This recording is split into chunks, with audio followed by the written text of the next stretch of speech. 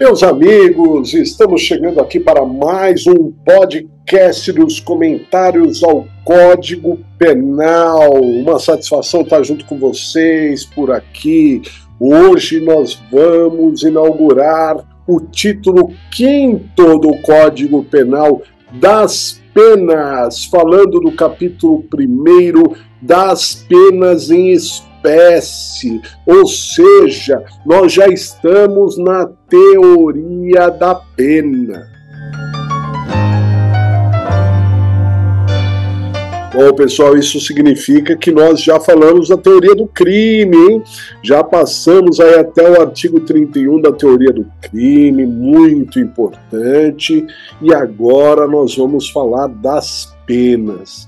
E o artigo 32, ele já define para nós quais são as penas, que é o nosso objetivo de hoje, o artigo 32. Então, vamos à redação do artigo.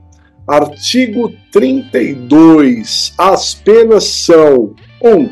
Privativas de liberdade, 2. Restritivas de direitos e 3. De multa.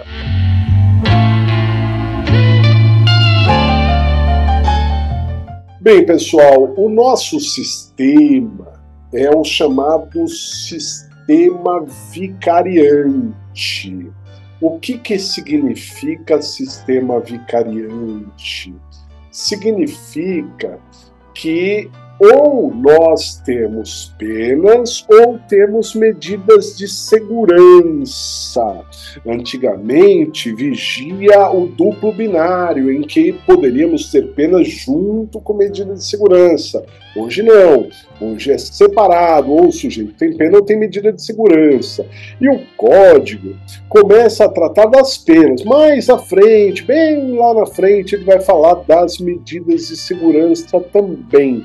Mas vale destacar que as penas são aplicadas para quem é condenado. Se o sujeito recebeu uma condenação, ele receberá uma pena.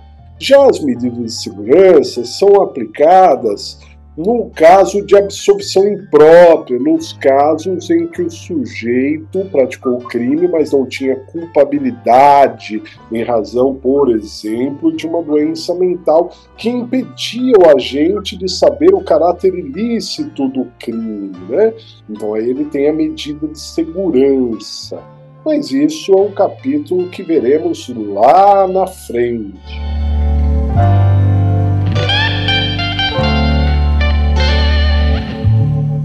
Bom, também vale destacar, né, que as penas, então falando das penas aqui, já que estamos inaugurando o título 5º, as penas têm características de ser certa, determinada, não temos penas incertas.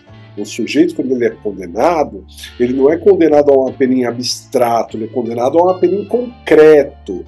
Se você olhar o tipo penal do furto, tá lá, artigo 155, pena de 1 a 4 anos de reclusão. Mas o sujeito ele não será condenado de 1 a 4 anos, ele será condenado a 1 ano, 1 ano e 2 meses, 3 anos, né? É uma pena certa, determinada. A partir do momento que ele cumpriu esta pena, então o Estado já não pode impor a ele nada. Já a medida de segurança, ela é incerta, né, pessoal? Ela é aplicada por um período mínimo e o máximo seria ou a cessação da periculosidade ou quando, segundo o súmula do STJ, quando alcançado o tempo máximo de pena previsto para aquele crime. Mas, como eu disse, as medidas de segurança a gente vai falar mais à frente. Também queria destacar aqui, né, já que estamos começando a falar das penas, que as penas elas têm uma tríplice finalidade na nossa legislação. As penas têm caráter, primeiro, retributivo, porque pena é castigo. Então, uma vez que a pessoa foi condenada, ela será castigada. A segunda função da pena é prevenir a prática de novos delitos, né, inibir, no caso, a prática de novos delitos. A pena, então, serviria de exemplo para o próprio agente ou para terceiros de uma maneira em geral. E a terceira finalidade da pena seria a ressocialização, fazer com que aquele que está à margem da sociedade, ou marginal, à margem da sociedade, que seria trazido para o seio da sociedade, ressocializá-lo.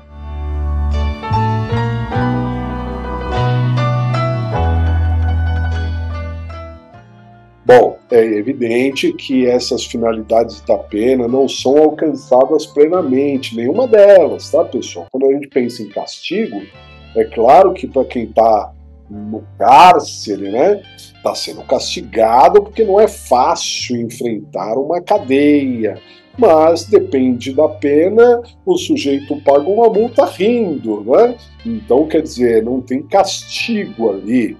A outra questão é da prevenção, essa finalidade preventiva, evitar a prática de novos delitos. É claro que isso funciona para muita gente, tem gente que não quer mais confusão depois disso, serve também de exemplo para terceiros, talvez iniba, né, a criminalidade. Eu, talvez com uma tendência de praticar um crime, vi o outro ser castigado, eu não quero aquilo para mim. Mas os índices de reincidência também ainda são muito altos.